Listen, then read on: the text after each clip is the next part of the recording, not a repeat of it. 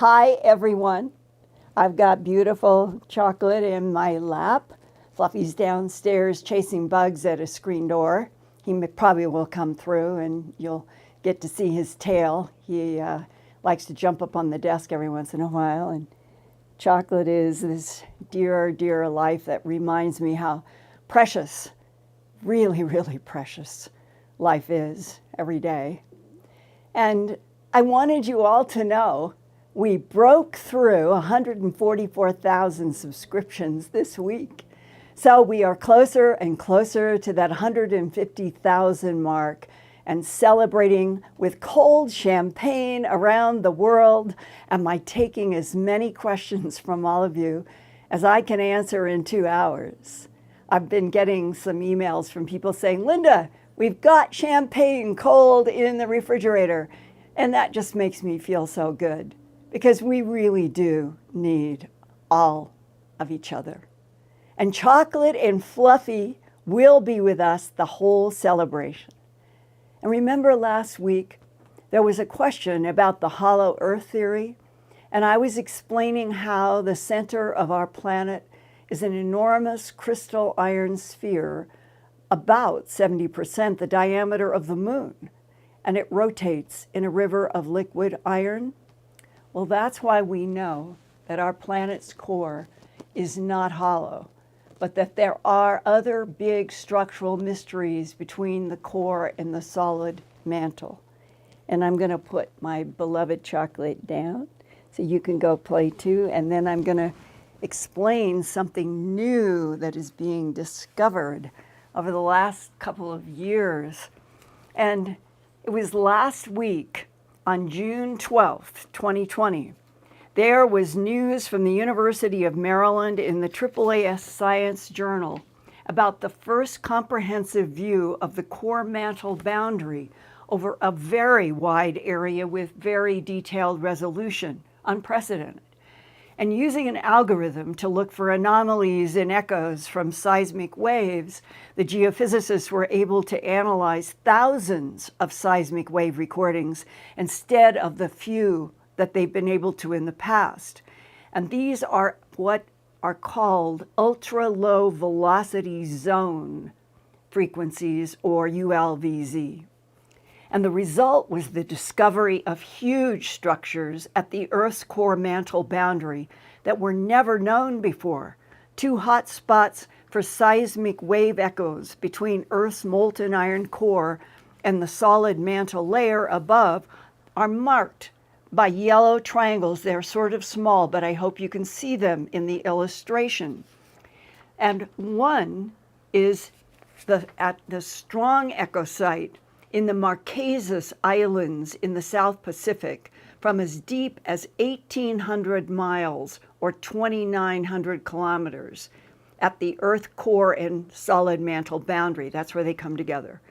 And this huge, deep structure there is 621 miles in diameter and 15 miles thick, and no one knows what it is. And here is another surprising, huge structure found a couple of years ago in another study below Africa. And what energy! See all of that red to the blue, the yellow, the green? That's coming up from where the core comes up to the mantle. All of that structure goes all the way up to under the land, the very thin crust land that we live on, but think about all of this structure underneath. And the question is, what energy drives the creation of such huge structures coming from the mantle core boundary up? University of Maryland professor of geology, Vedran Lekic, says, quote, "These are among the largest things inside the Earth, and yet we literally do not know what they are, where they came from, how long they've been around, or what they do," close quote. On December 17, 2019, a consortium of radio telescopes with an international team of astronomers aimed 64 meerkat radio dishes shown in this astonishing photograph to observe and photograph the sky together for a total of 130 hours, not in visible light, but in radio frequencies. So those are not stars. What the radio telescopes show are tens of thousands of galaxies, each one filled with millions of stars. And then this week came headlines like this one in the UK's Guardian. Scientists say most likely number of contactable alien civilizations is 36. Well, this new research was led by Christopher Kinselis, PhD. He's a professor of astrophysics at the University of Nottingham in England. He updated what has been known since 1961 as the Drake equation. 59 years ago, astronomer Frank Drake was a colleague of Carl Sagan's at Cornell University, where he devised an equation of factors to calculate an estimate for the number of intelligent life civilizations in this universe. The number of calculated civilizations varied depending upon what factors were used. Well, now, 59 years after Drake's equation, Professor Kinselis has refined a new equation in which he says, quote, basically, we made the assumption that intelligent life would form on other Earth-like planets like it has on Earth. So within a few billion years, life would automatically form as a natural part of evolution, close quote. Well, when Professor Kinselis's list of factors were fed into a computer, the conclusions were that there are between 4 and 211 civilizations in the Milky Way galaxy alone, capable of communicating with other intelligent life forms. And there are trillions of galaxies. But the professor thinks that a conservative and best estimate for the number of civilizations in this Milky Way galaxy only that humans could realistically contact is 36 right now.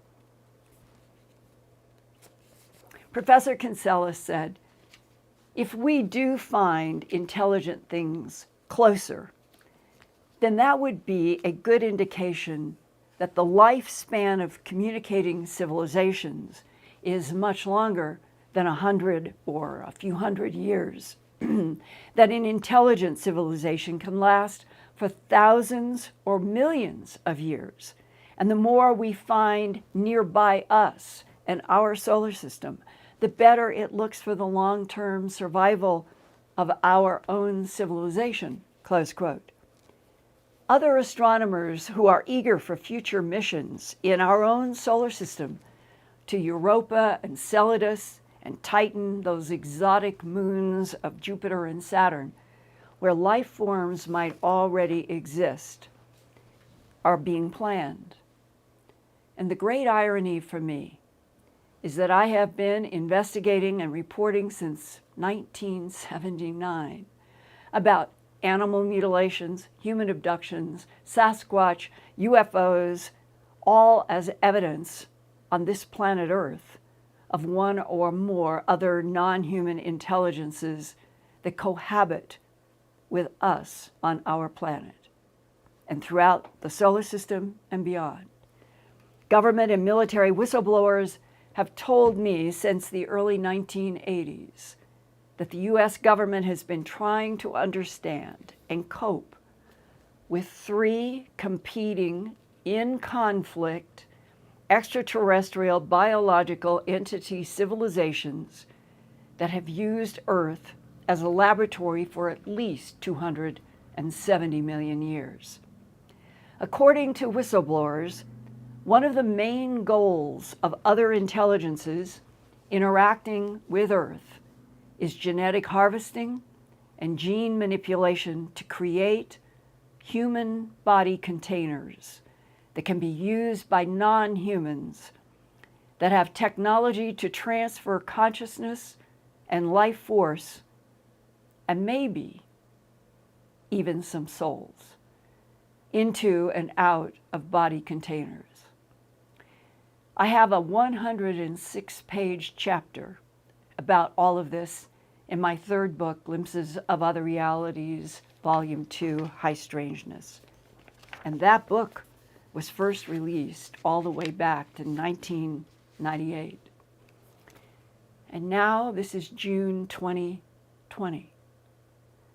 And after last week's Earthfiles broadcast, I received an email from a former U.S. Army intelligence analyst who has so far survived dangerous heart surgery for 5 bypasses.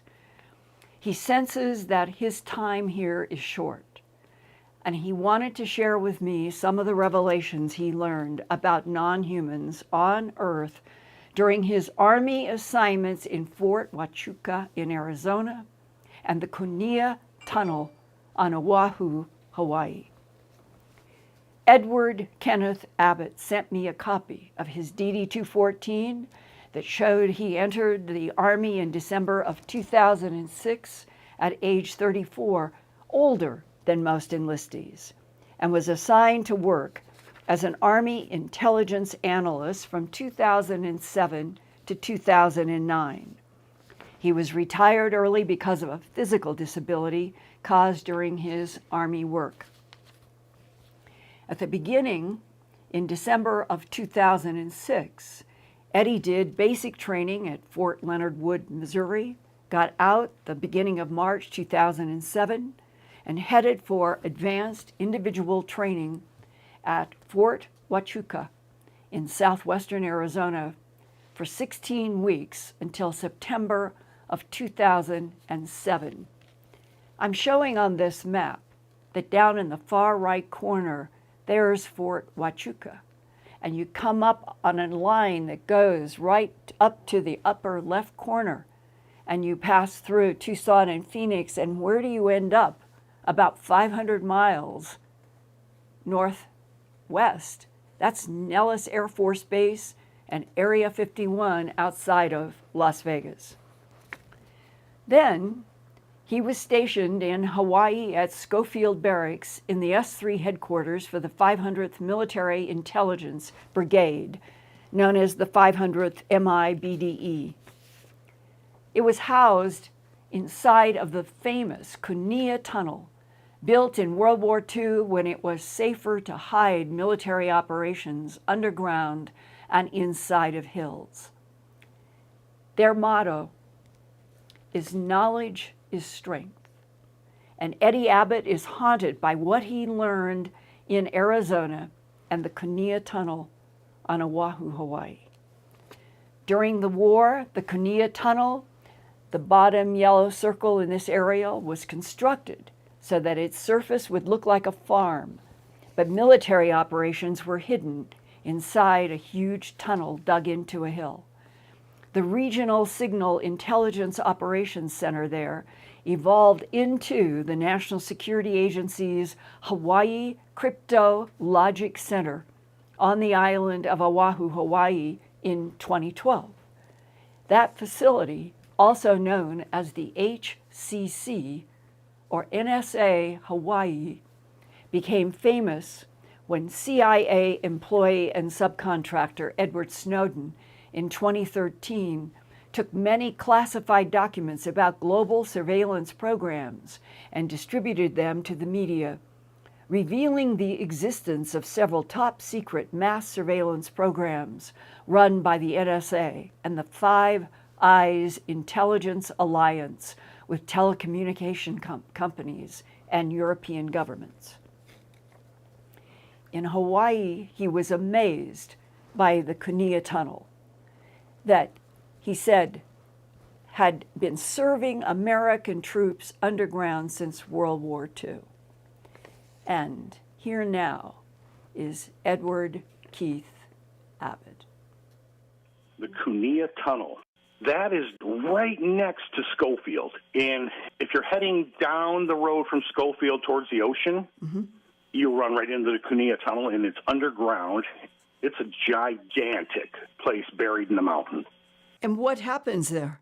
The Cunilla Tunnel is basically everything anybody ever says on a phone, on a computer, those guys are down there and they're listening to everything. And there's one spot in there that this lieutenant was telling us about that he worked in, and it was called Otherworldly Communications. And I'm like, what? He's like, there's only 8 of us. No one enlisted, just officers. We're all linguists, and we just listen all day to Otherworldly Communications. Come on now. If we're talking about aliens, who can communicate with an alien? And he said that we have been doing this for a very long time, that we're already traveling in space. And I remember seeing them coming down. They were wearing, like, black uniforms. Only thing on their sleeve was a blue circle with a red pointer coming up the top on the left arm. We were told they were space program guys. This is 2007. A space program? What the hell is a space program? They're already in space and on the moon. And there is a dialect, and we do have linguists that understand the dialect. So then, 2 weeks later, a couple of guys I knew that worked in the Cunha Tunnel, I pulled aside and I said, listen, man, that lieutenant said there's a place called Otherworldly Communications. And they said, there is, man. We can't even go in the hallway over there. And then you find out why we're in Iraq, because there's some artifacts that we have to get out of Iraq. We went to Iraq because we wanted to plunder some kind of artifacts they were looking for. He confirmed this. That were extraterrestrial from the ancient beginnings of ETs being here. Did anybody say that to you? Yeah, they said that there were some artifacts from, God, who knows how long ago, that were extremely important, and they were from other civilizations that came to Earth and started the whole program. And one of the officers said that this is our 4th civilization on Earth that has been this far or even further along than we are. Let's just hope we make it. What does that mean? Hope we make it? Is someone going to take us all out? And he indicated with his eyes that, yeah, we could be taken out if we do it wrong. Did you say, what could we do wrong? No, I did not. I wish I would have asked more questions. You know, when you're talking to an officer, you tiptoe with it because you don't know. You might offend him, and then now I'm going to get a pay cut, you know. And everything seemed to be very, like, touchy. But people were talking, and I think what it is, when you're in the military, you're more apt to talk to each other about things because you know everybody's under, you know, to keep a secret. So it just seemed, now I'm going to get killed because I'm learning this stuff, you know. So then after all this is going on, I'm home with my kids. This is in November now. I'm home, and I live just 2 blocks from the ocean in Eva Beach. So James Campbell Highway runs out at my house. I'm in a gated subdivision. You have to have a comm to get in. There's only my family and this old couple right next to James Campbell High School. I'm still talking about Hawaii. So it's like 4:30 in the afternoon. I'm outside washing my motorcycle down. The kids are playing. And I look up because I heard something, you know, and it got real quiet. And I look up, and there's a craft sitting above the neighborhood just next to mine. And I froze. And my kids looked up, Dad, what is that? And I don't know what that is. I sent you the pictures. It was that bent V shape. I never studied craft like this. I don't remember seeing anything like this in any briefings or anything. And I grabbed my phone, and I took some pictures. And the pictures I sent you, that's the best I could get them. Every time I would take them, they were screwing up. I check them, I take it, and it was like distorted picture. Why are my pictures going so crazy? So I managed to get 3 good shots, but my phone was almost inoperable the whole time this thing was around. So for about 45 minutes, this craft just sat there. Not a sound. It didn't move at all. Then you could hear 2 jets coming. And as the 2 jets were coming behind me on my left, this is where the jets were coming from, Pearl Harbor area. From Hickam to my right and my back, 2 Blackhawks were coming. So I'm like, oh boy, what's going on here? And this thing started to move. And it was so quiet, and it was like, it just subtly drifted towards Diamond Head. And as the jets got closer and the helicopters got closer, this thing was like, gone. And you could see it, but you could tell it's miles away instantly. And it went straight down into the water. I'm like, what the hell did I just see happen here? And what did the 2 Blackhawks do? They all went out where it went, and they circled. So now they got this search party going, and it happened through the night. I sat outside in the dark in my porch smoking cigarettes and watching these guys circle the same area. So whatever went in the water, they were desperately trying to find it. Definitely not ours. I got pictures of this thing. Holy cow. Were you able then to ask as a Army analyst in Intel? I took my pictures back to the base, my phone. I had made copies of them just in case. So I took pictures back, and I'm like, you know what I saw last night? Yeah, we don't talk about that. What do you mean we don't talk about that? Like, listen, Abbott, you're new here. Believe me, it's not the first time. And then I got a call to the office of Colonel Grove. He's the CO. And I go in the office, I stand at attention. Specialist, did you bring your cell phone with you? No, sir, I did not. It's sitting outside of S3. I told one of the lieutenants to go get my phone. I brought my phone in. He took my phone. He took my card out of my phone. He said, if you ever take a picture of anything like that again and you do not report to me, I'll take care of you. You're dismissed. My phone was given to me with no card. Thank God I backed up the pictures on my home computer. Yeah, I went from being lighthearted to very serious and pissed off that I took pictures, as if I was to know better not to even talk about that stuff. Edward Abbott was confused about why Commanding Officer Colonel Grove would be so angry about the 3 cell phone images that Eddie didn't think were very good, and that they were of whatever it was the 2 Nighthawk helicopters chased. Eddie already had been told confidentially a lot about aliens and UFOs at his previous intelligence training assignment in Fort Huachuca, Arizona. And that's why he always looked for UFOs to photograph. Honest to God, at Fort Huachuca, they have labs under there, and if you go near the mesas and you mess around with the mesas, look out, they will get you. Who will get you? The aliens that are under the mesa. They are there, and they have been there long before us, I was told. Long before us. And that they've already dug themselves in. We've never noticed them because they did all this so long ago. They're already embedded. So now you start wondering, are the people that are saying stuff about Archuleta Mesa telling the truth? Because what I heard is that's the truth, that we work with them under some kind of a treaty. Supposedly one of our presidents made a treaty. It's supposed to be Eisenhower. Was it? Okay, they never said it. They said one of our presidents, and that they agreed to give people to them to do their experiments in exchange for technology. And for us not to go back to the moon or something, because there's helium something on the moon. I remember that, too. And probably animal mutilations were part of that treaty as well. They were allowed. Yeah, I know that they're supposedly mixing with our seeds, and they have to have a place to house that embryo. So I know that that's what they're doing. They're housing the embryo. At a certain point, they remove it from the cattle. That's one thing that everybody talked about, stuff like that. People that know what's going on, older people that have been in the military 20, 30 years, will actually talk about that, and they'll laugh. And they'll say, everybody thinks it's us in our black helicopters, and it's not us. They're just growing babies. Like, wow, that's sickening. Major Hollowell, I think his name was, he's the one that confirmed that that's what they do. And he used to say, yeah, they always think that it's something to do with our government. They think the black helicopters got something. It's not. They're growing babies, and that's the safest way to grow babies, sight unseen, so that they can have their hybrid babies come out of these cattle. And did anybody say to you, there is X% of alien Homo sapiens sapien hybrids on planet Earth? They never said a percentage, but they said that they're walking among us all the time, and we walk right past them. And that's how close they look to us, that they will fool anyone.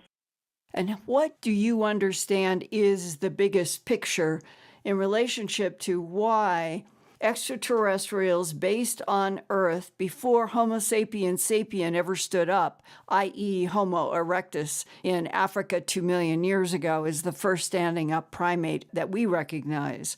If the extraterrestrials have been based on our planet and the moon and Mars and other planets in our solar system and beyond for, let's say, 270 million years, way before Homo sapiens sapien ever came into existence, why would our human governments make treaties that would give technology in exchange for extraterrestrials to take humans from the surface?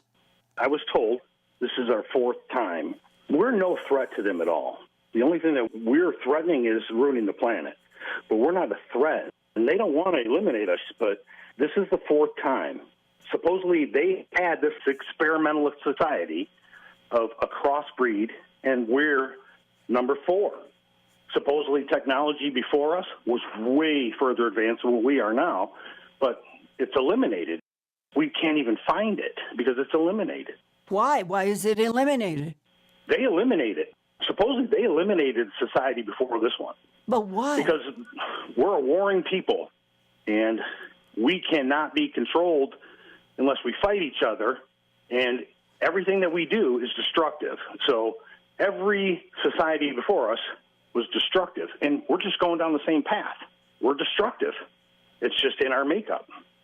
And I think they're trying to create something better. I think the whole goal is, from what I hear from just listening to these people talk, is they want a better society. They want a better human hybrid.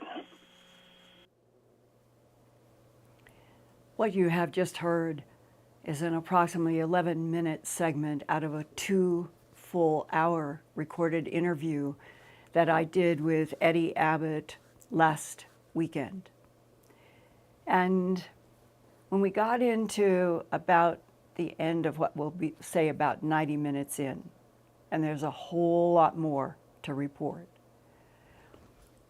to my surprise, he began with emotion to talk about the fact that we're on a planet, and he and so many others who have served in the military or served in intel or served in science, and the fact of other intelligences cohabiting with us on our planet, living, sometimes being involved with military skirmishes, other discussions that we collaborate with some. All of that, he said, I know that since I had the heart with the 5 bypasses, he said, I know that I'm not long for here, and I'm glad that we have been able to talk in depth today. And he said, and Linda, I know there is a God. I know that there is an after of the passing and death. And I just asked him simply, I said, how do you know? And he said, because of the near-death experience that I had that was so dramatic. And we spent the whole next 30 minutes with him going into a vivid detail. And next week, what I'm going to do is share with you that near-death experience by Eddie Abbott, and then an entirely unexpected surprise of content that he was exposed to in his intelligence analyst work. And when you hear it, I'll have more to say.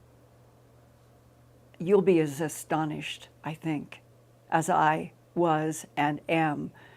And Eddie, if you're there on the other side of the electrons, thank you very much for sharing this very, very valuable insight from your time before you had the physical trauma and had to retire from military service early. But in those 2 years, what you saw, what you heard, what you learned is another one of those pieces adding to this huge puzzle. What do the governments of this world know? And why are they keeping everything about other life forms interacting and living on this same planet from all of us? You and I talked about how unfair it is, and so many other people that I know in the abduction syndrome, that they think this is unfair, that we even have an interstellar trade operation out of Cyber Command in Washington, and nobody is to know. So thank you, Eddie. Thank you. And I hope that your example tonight, that there are others out there who have had similar types of experiences where they've had firsthand discussions with people who do have firsthand knowledge of the non-humans that we actively have interacting with our planet. And I think that some of them are down in those areas that we are now, for the very first time in science, discovering that there are these structures, and the structures might be related to the places that the DIA guy told me back in December of 1999, the 3 competing civilizations. They choose to go down through the basins of the oceans and the seas, huge structures where they have been occupying for millions of years, and others inside of mountains. So you bring all of this together, it is beginning to form a picture that is coming into focus. And next Wednesday, you're going to hear amazing insights from Eddie Abbott for part 2.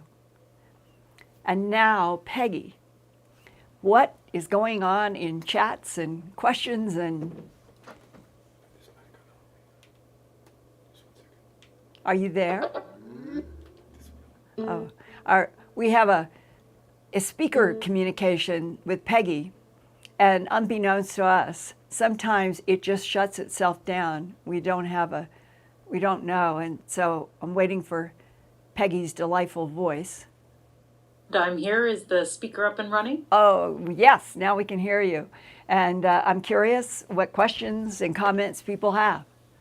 Great. First, I'd love to thank everybody for their super chats. So thank you, Vicky Martinez, Moonbird, Anthony Gahn, Martine, Dolores Graff, Mike Martin, Rachel R., Ray Leonida, Mylene 69, 2010, and Calla Lily from California. Thank you, everybody, for your super chats.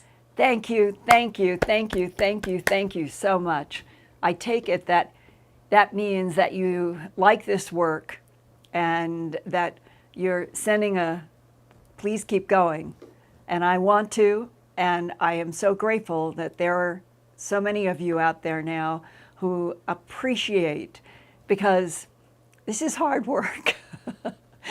But I love doing it.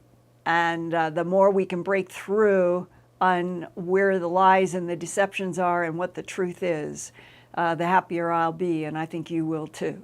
So thank you. Our first question comes from a viewer who would love to know if you've ever researched UFO or alien reports from Puerto Rico. He says he's from an island and they have tons of alleged UFO reports over the years.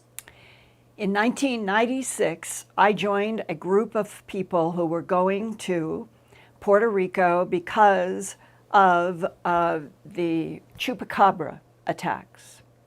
And I was there for about 10 days, traveled every place on the island. They had animal mutilations also while I was there at only one end of the island.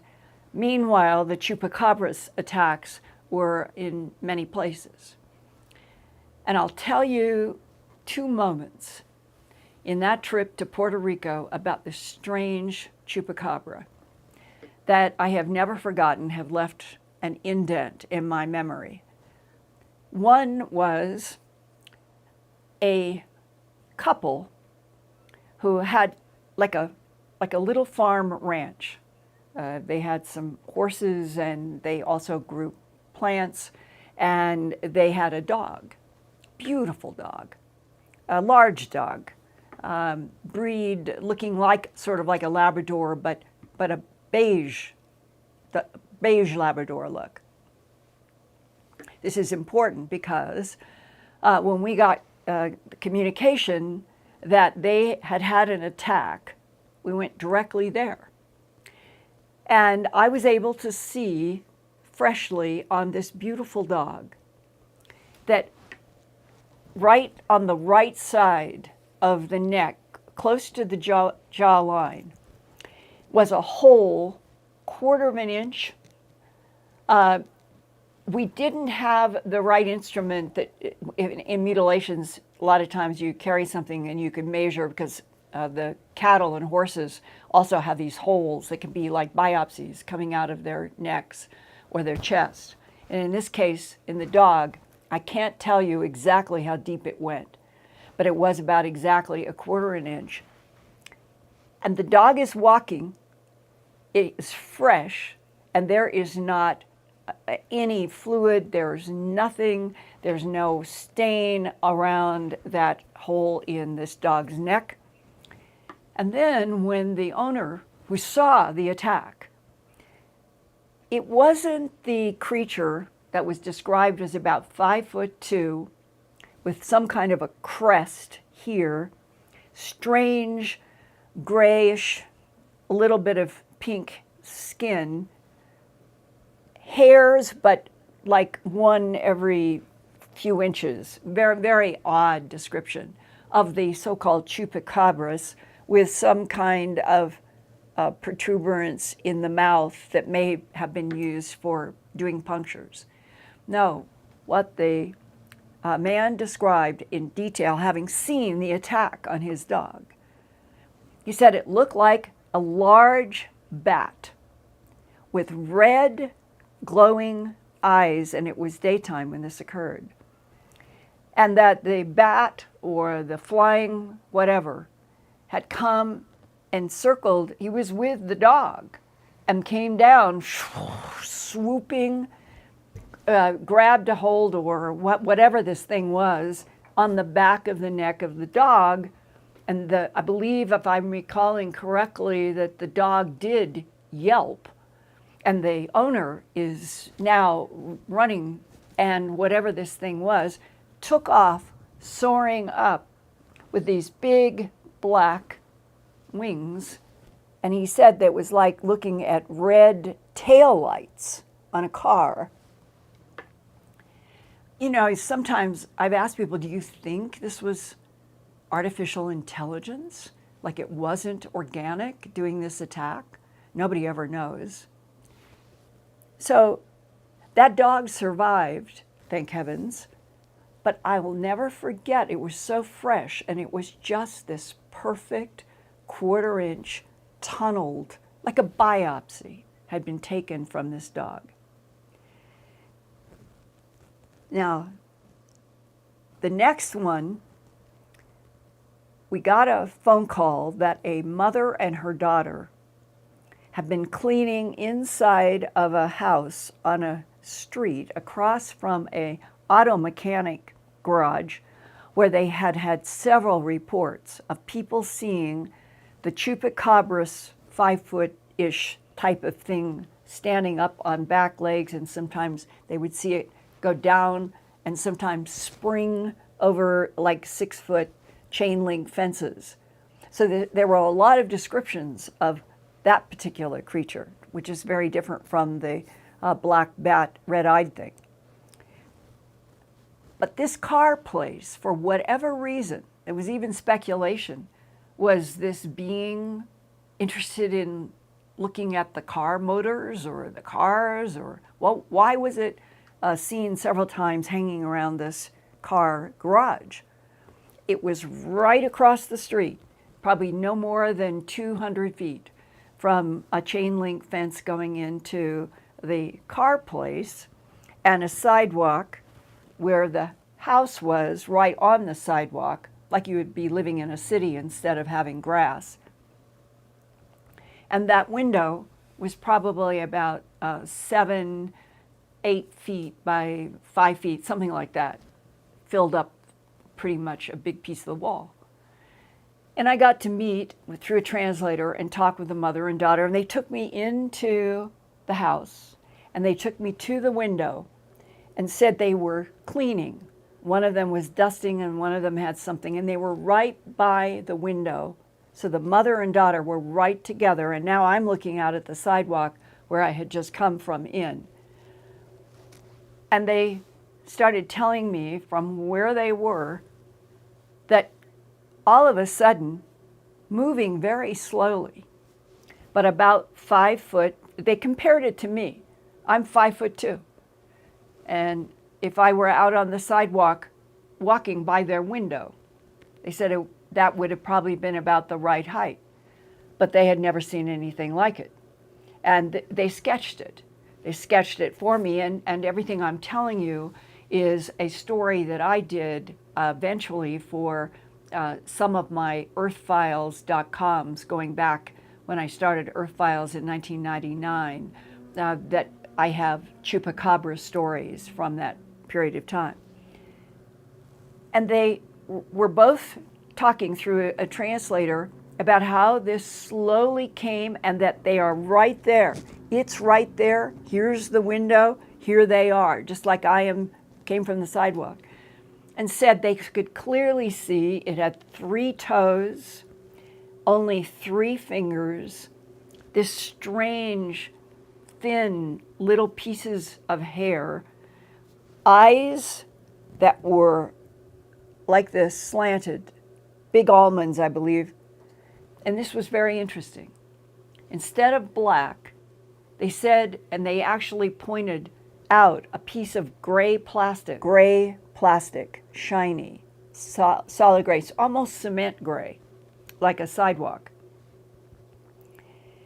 And that as it went by, it was dangling the front 3 fingers and leap.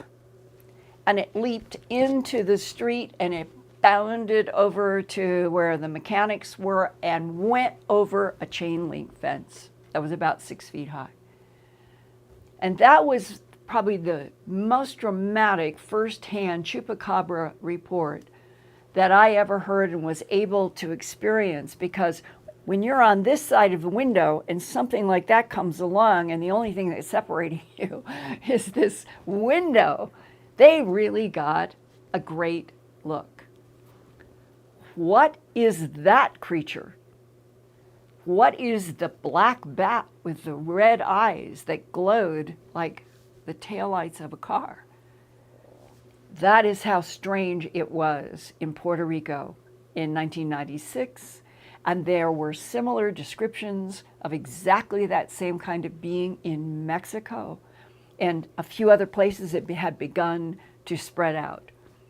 And then by 97, 98, there was not any real Chupacabras reports in the way that it came like a wave in 1996. And I often wonder, what was going on in the big, let's say, 3-way competition of whatever it is that competes with our planet and on our planet? What might have been happening in 1996 that something like this showed up for a period of several weeks, especially in Puerto Rico, and it was just everywhere? And I even was invited to go to the medical center at the university in San Juan. And there were doctors, there were investigators. I was there as an invited reporter from the United States.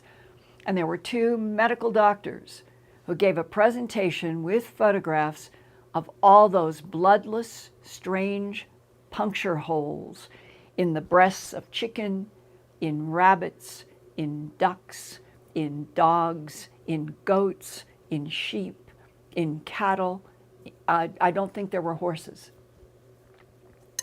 And that they medically were stumped, because these were, in all cases, just like the dog, the punctures were absolutely clean. No clotted blood, and no evidence on feathers, on hair, on fur, that there ever was blood. And yet, all of these puncture marks that were being shown at the University of in Puerto Rico were at least 1/4 of an inch in diameter and going into the bodies. So that's the Chupacabras mystery. And then, which, by the way, Chupacabra means goat sucker to the people who live in Puerto Rico, putting in something and sucking blood. in the big, large animals, going back to at least the early 1960s, it has always been the lack of blood on all of the many excisions of removed tissue in animals, plus no tracks, that has always separated them from predator, disease, satanic cult, or other things. So that, dear Peggy, is a part of fascinating research that I had face-to-face and firsthand in Puerto Rico. We had somebody ask another question about the Chupacabra, and they were wondering, do you think it's from another planet? You know, that is a very good question. Would you make a mark that next week, after we hear from Eddie Abbott for part 2, that would be a very good question to talk about during Q&A next week? We'll mark that down. Yeah. I have another question regarding animal mutilations.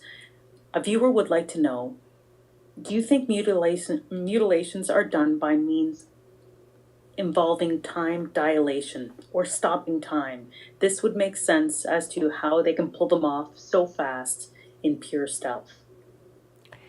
That is a very intelligent question. It really is. I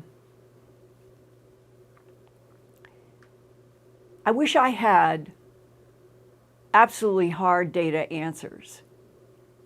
But what I can do is bring up, this was a solid case. I believe I talked about this with Bud Hopkins when he was alive. It was a woman who was in a car. She's driving on a street. Everything is normal. The next microsecond, the car is not moving. It's stopped next to a curb. She has no memory whatsoever of doing anything except driving her car. When questions were asked for her to go through the minutia of details, where are your hands? This often helps when you're working with people in abductions because what's happened is missing time. And what we're talking about is the essence of what does missing time mean to all of this. She remembered that she began to worry because she was late for something and she was driving faster than the speed limit. That she was worried that a police officer might see her car, and she knew she was speeding, and she admitted that. And that she had been concerned and was watching her speedometer. And here was a sentence, and she said, I do remember that the speedometer seemed to go out of focus. Just like that.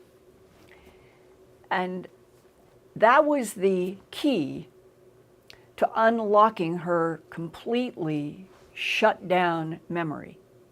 And I'm trying to remember whether it was a Bud Hopkins case or Leo Sprinkle or whoever did it. That's what they used. That's how they got into an enormous abduction story, was through the memory of the seeing her speedometer out of focus.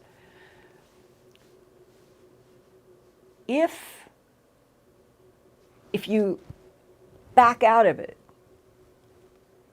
and this is all speculation, and that we are dealing with intelligences that know how to move gravity point to gravity point, portal to portal in the universe. And if they do it traveling at the speed of light at 186,000 miles a second or faster, they stop time.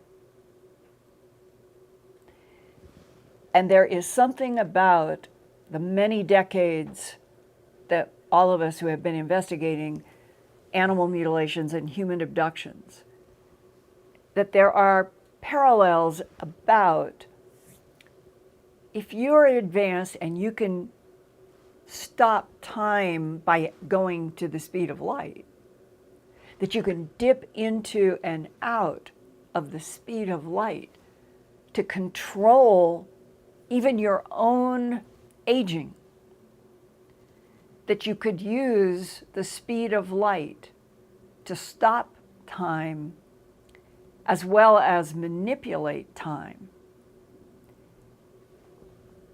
then the beams that have been seen by so many different people around the planet, especially in the animal mutilation category, where ranchers, whether it's Peru or Brazil or Argentina or in the United States, there's many eyewitnesses to seeing a beam coming out of something in the sky that appears to be round lights, puts this beam, and they see an animal go up. Could it be that the beam technology, the whole UFO ability to manipulate space-time, to stop time, control time, move forward and backward in time, that maybe we have a real limitation because we aren't doing that and we can't quite comprehend what that means. But that time manipulation could be the answer to some of the bloodless, trackless animal mutilations. I completely agree with the value of the question. And then on the other side of all of this is, if our government and other governments have known that on our planet we are cohabiting a planet with a mixture of other intelligences, and that there are others that come from other places because Earth is like a laboratory, and that they have this ability that, and we make a decision, the power brokers, the human power brokers, that the technology is more important than humans. You begin to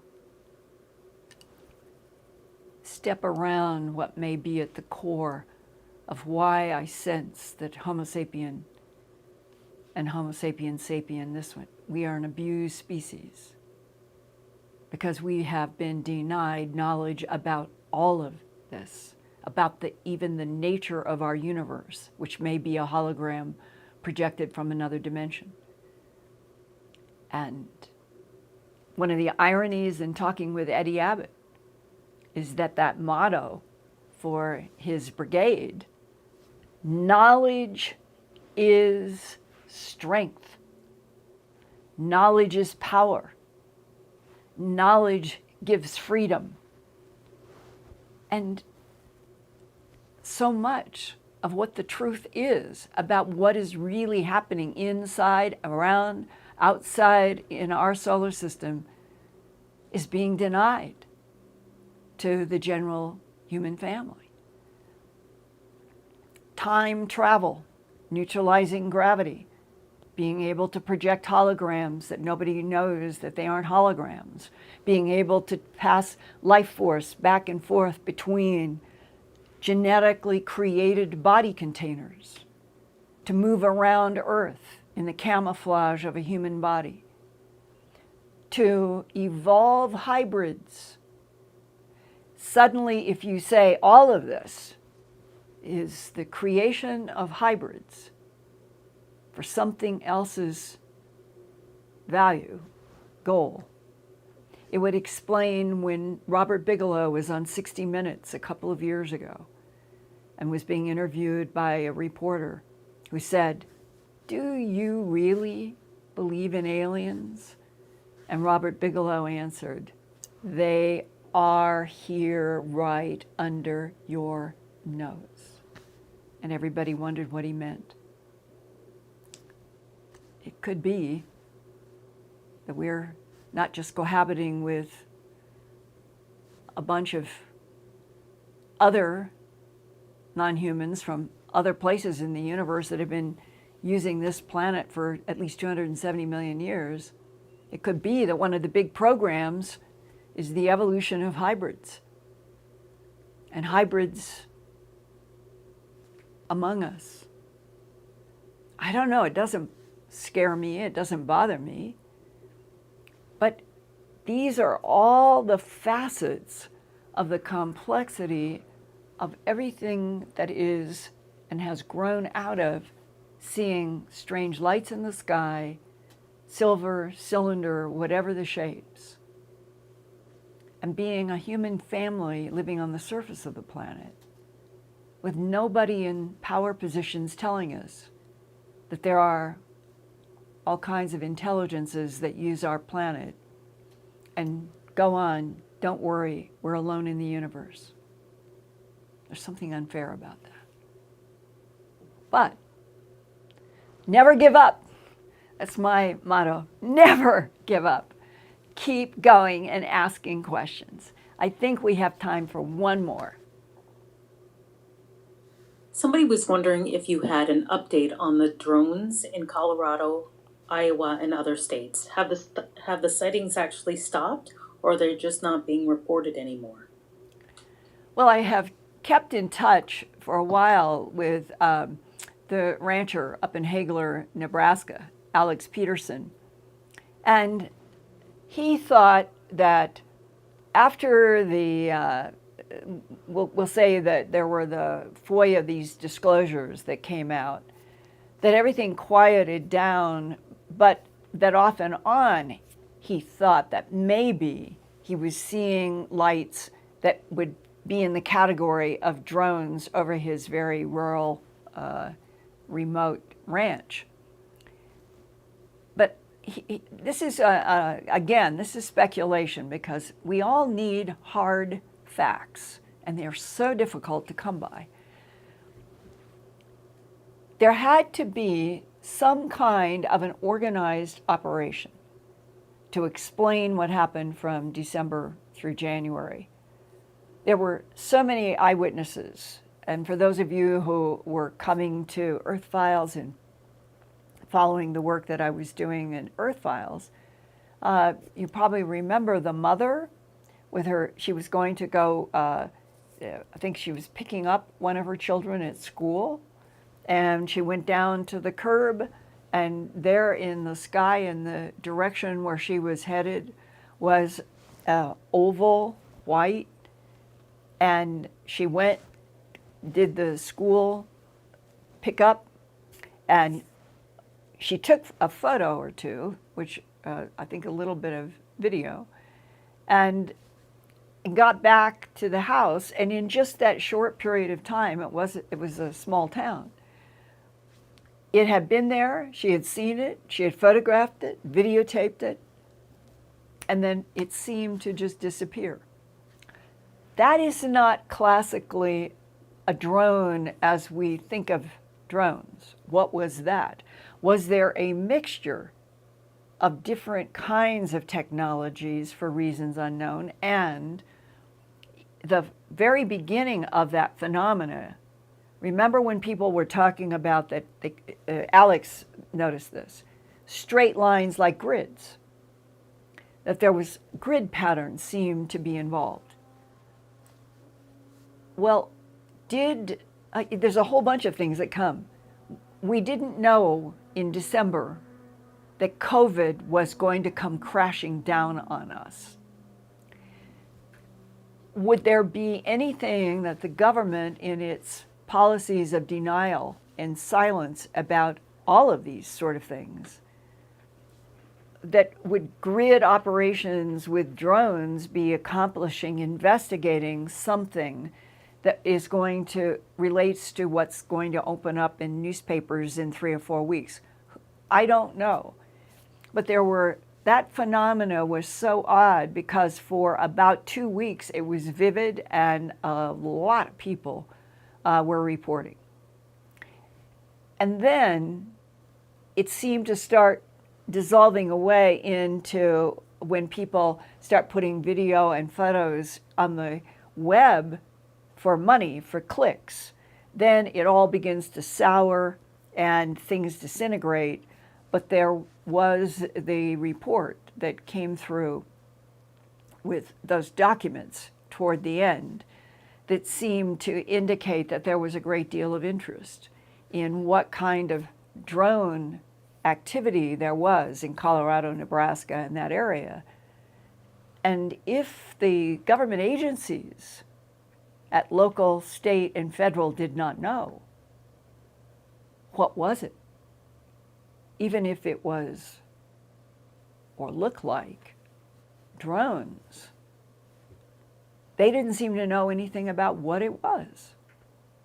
So in my book, there is still a mystery from December into January about what was running grid patterns, what was the white round oval object, what was the mixed pattern, and why would that part of the United States be focused on for that short period of time without anything ever really coming forward that was, this is who, why, what. It hasn't happened. So I guess I say to everybody out there, if you ever see in where you live, in your community, something that you think is repeating drone activity, multiple drone activity, let me know. There are ways to do investigations that I can do through people who help. But I would like to know, let's throw it back to you, the wonderful world audience, before we say goodbye. If there's anybody out there who knows some facts and can prove some facts about what happened in the Colorado, Nebraska, Wyoming area for whatever the drone mystery was, and you want to communicate with me through hard mail or through proton mail, do that. We all need help with understanding what the truth is and the facts are at this difficult time on the world where we're waking up to how much we've been denied in terms of facts and truth about the evolution of this planet, and that it is becoming clearer and clearer now. And for those of you who care like I do about facts and truth, help me. Get that to me, and I will look forward to bringing you next week, part 2, with Eddie Abbott, and I think you will find it extraordinary. Love you.